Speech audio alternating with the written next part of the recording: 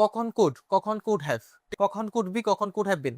আচ্ছা, এটা আমরা আজকে শিখবো what is the difference between could be and could have been. আমরা অনেকের একটা ধারণা হচ্ছে যে কুড মানে হচ্ছে পাস্টকে বোঝায়, যেমন হচ্ছে আই ক্যান ডু আমি করতে পারি, আই কুড ডু আমি করতে পারতাম। তো এটা হচ্ছে আমাদের ফুল একটা রং কনসেপ্ট। সবসময় যে কুড দিয়ে পাস্টকে বোঝায় এরকম না, কুড দিয়ে অনুমতি নেওয়াকে বোঝাতে পারে, কুড দিয়ে অনুরোধ করাকে বোঝাতে পারে, কুড দিয়ে সম্ভাবনাকে বোঝাতে পারে। আমরা এটা শিখবো।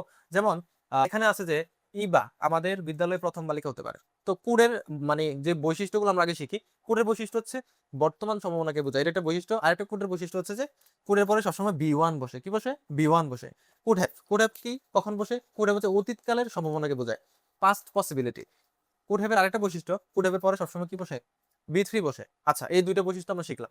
এখন আমরা এখানে দেখি যে একটা এক্সাম্পল, ইবা আমাদের বিদ্যালয়ে প্রথম বালিকা হতে পারে। আচ্ছা, এই যে একটা কথা, মানে সে এখন মানে কিছুদিন পর পরীক্ষা, ইবা প্রথম বালিকা হতে পারে, ফার্স্ট গার্ল হবে পরীক্ষাতে। আবার ইবা আমাদের বিদ্যালয়ে প্রথম বালিকা হতে পারতো, তার মানে পরীক্ষা শেষ, ইবা ফার্স্ট গার্ল হতে পারতো, বাট হয় নাই, আমি হয়ে গেছি। এটা হচ্ছে এরকম বোঝাবে। আচ্ছা, আমি আরো একটা এক্সাম্পল, সহজ একটা এক্সাম্পল দেই। সেটা হচ্ছে যে সে আজকে রাতে একটি ফোন কিনতে পারে। তাহলে কি আজকে কিনতে পারে মানে বর্তমান সম্ভাবনা, শি কুড বাই ফোন থো নাই। আমি যদি বলি সে গতকালকে একটি ফোন কিনতে পারতো, বা গত রাতে একটি ফোন কিনতে পারতো, সে কিনে নাই, তাহলে কি হবে?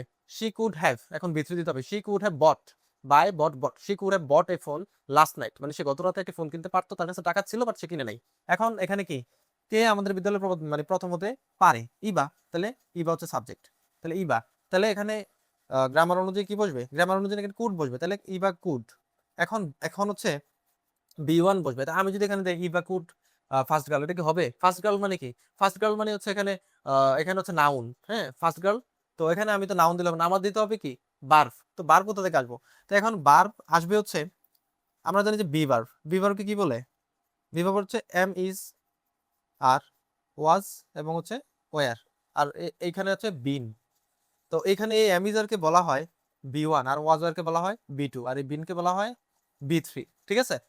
আচ্ছা, তাহলে এই বা তো এখানে কোডের পরে বি ওয়ান কি আসবে? B one. বি ওয়ান কাকে বলে? এই অ্যামিজার সবগুলাকে বলে বি ওয়ান। তো এখানে হচ্ছে বি, তাহলে হচ্ছে এই বি হচ্ছে মেইন ভার্ব। এখানে কিন্তু কুড বি এখানে অক্সিলারি না, কুড অক্সিলারি, বি হচ্ছে মেইন ভার্ব। হ্যাঁ, যেমন আমি যদি বলি I will I will be teacher, আমি একজন শিক্ষক হব। আবার আমি এটাকে এইভাবে বলতে পারি যে I will become a teacher. তো এখানে বিকাম বি ভার্ব মানে মেইন ভার্ব না, এখানে সিমিলারলি এখানে বিও মেইন ভার্ব। তো এখানে কি, Eva could be first girl, প্রথম বালিকা। Eva could be first girl in our school, in our school. ঠিক আছে? আচ্ছা, ইবা আমাদের বিদ্যালয়ে ফার্স্ট গার্ল হতে পারতো, তাহলে কি ইবা, তাহলে কুড, অতীত সম্ভাবনা, তাহলে কুড হ্যাভ দিলাম। তাহলে বি থ্রি কি? বিন। তাহলে ইবা could have bin first girl in our school. আচ্ছা, ওখানে একটি ভয়ানক সাপ থাকতে পারে, মানে কোথাও একটা কোনো কিছু আছে বোঝাতে আমরা বলবো দেয়ার ইজ, দেয়ার আর। কোথাও কোনো কিছু একটা ছিল, দেয়ার ওয়াজ, দেয়ার ওয়ার। কোথাও কোনো কিছু একটা থাকবে, তাহলে আমি বলবো কি দেয়ার উইল বি। যেমন আমি বলবো এখানে একটা সাপ থাকবে, তাহলে there will be a snack.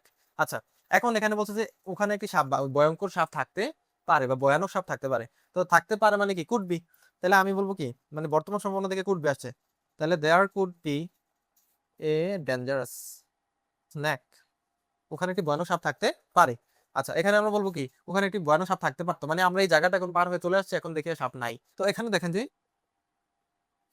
There could have বিন, বিন মানে হচ্ছে এখানে বি থ্রি। ঠিক আছে? তো there could have been a dangerous snake. আমি আশা করি এই ক্লাসটা দেখার পর আপনাদের কুড বি এবং কুড হ্যাভ বিন নিয়ে কোনো হেজিটেশন নেই। ঠিক আছে? যদি ক্লাসটা ভালো লেগে থাকে আপনার বন্ধুদের মধ্যে শেয়ার করে দিবেন। Thank you for watching.